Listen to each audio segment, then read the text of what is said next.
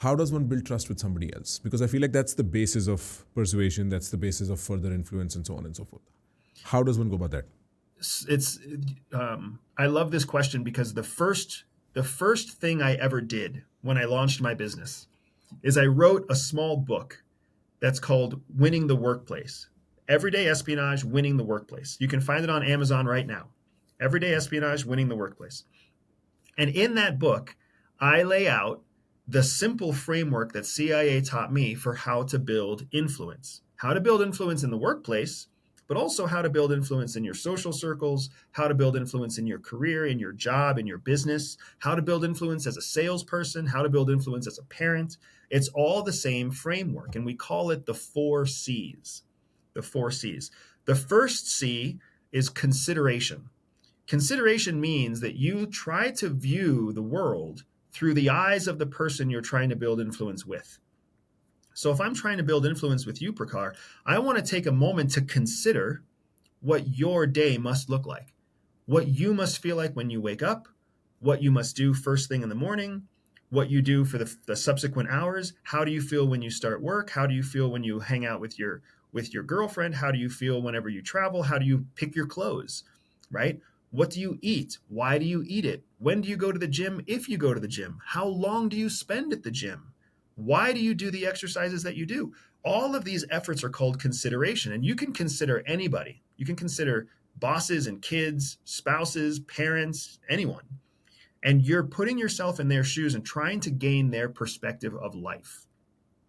The second C is called collaboration. After you consider how someone lives their life, you try to collaborate with them to help them get more of what they want.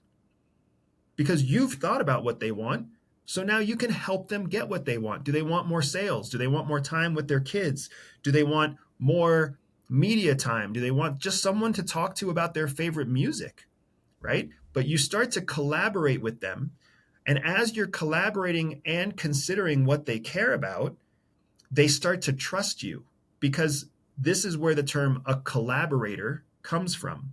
And in the intelligence world, trusted collaborators are very, very rare. These become the people who are your closest friends, people who work hard to help you get what you want. The third C is called consistency. Consistency means that you consistently collaborate to get the person what they want.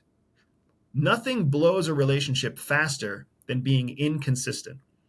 When you are nice on one day, mean on the next day, patient on one day, impatient on the next day, when you answer my phone calls on Monday, but you can't be reached by phone at all on Tuesday, that inconsistency makes it so that people don't trust you. But the people who are the most consistent are the people who are trusted the most. That doesn't mean that they're always available by the phone. It doesn't mean they always answer every text message right away. But it means that their behavior is consistent.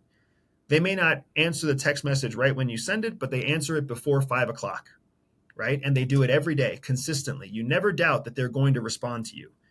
When someone is consistently collaborating with you based on your desires, you can't help but trust them. The fourth and final C is called control. Control is when you leverage everything that you've built with consideration, collaboration, and consistency to get what you want simply by asking or telling the person what it is that you want from them. That's the ultimate power. That's the ultimate influence. Because what is influence truly? Influence is being able to get what you want from a person, being able to motivate or manipulate them with a high level of certainty to get what you want. That's why you build influence. Nobody builds influence just for fun. We build influence because there's something we want from the influence. You can't actually take control until after you've finished the previous 3 C's. And that 4-part recipe, I go into it in great detail in my book. So if anybody wants to find that book on Amazon, they can. But that is the solution. The 4 C's is the actual recipe for building influence. I feel like if anybody goes into their head and notices or just tries to analyze all the times they have built trust with somebody and just try to map on what you just said, because when you were saying this, for a second I was like, whoa. Like I could just go back in time and think about all the times where collaboration or consideration. I've always felt like I've had a gift for figuring out what people want. And I mean, I may or may not, people tend to over or underestimate themselves, but that's consideration. And then, you want to help them. And very often I'll find myself saying things like, I want the best for you. That's why I'm here. And that makes people trust you. That's incredible. And then the last one is control, which is kind of, it's not obvious because you would think that you don't actually take control of it, but you do. And people are happy to be led in that moment. Right? Wow, that's great. The difference between somebody who is happy with influence and somebody who's unhappy with influence is control. There are lots of people who have influence in their family, influence in their workplace, influence with their lover or their boyfriend or girlfriend, but they don't use it. They don't take control. It's like they're waiting for their boss to just recognize their hard work, or they're waiting for their client to recognize how good they are, or they're waiting for their kids to recognize how patient they are. And they never take control. They never ask for what they want. They never demand what they want.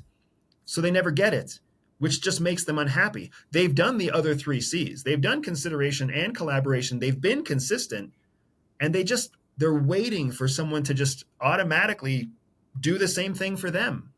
And it will not happen.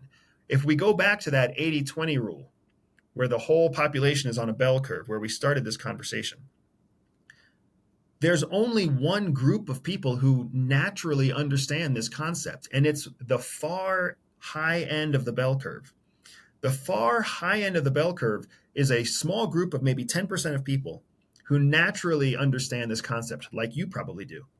On the opposite side of the bell curve is the exact opposite. The people who just feel entitled to everything all the time, and they don't feel like they have to work for anything. And then you've got the majority of the bell curve that needs to be taught this process. Maybe they understand one thing or the other, but they don't know how to put it all together.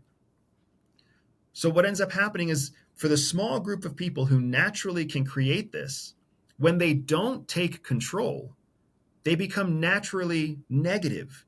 They become self-conscious, they become sad, they become depressed because they don't know what it's all for. They're like, I'm doing everything right. I feel like I'm giving everything I have to my family or to my boss or to my company, and they're not giving me anything in return.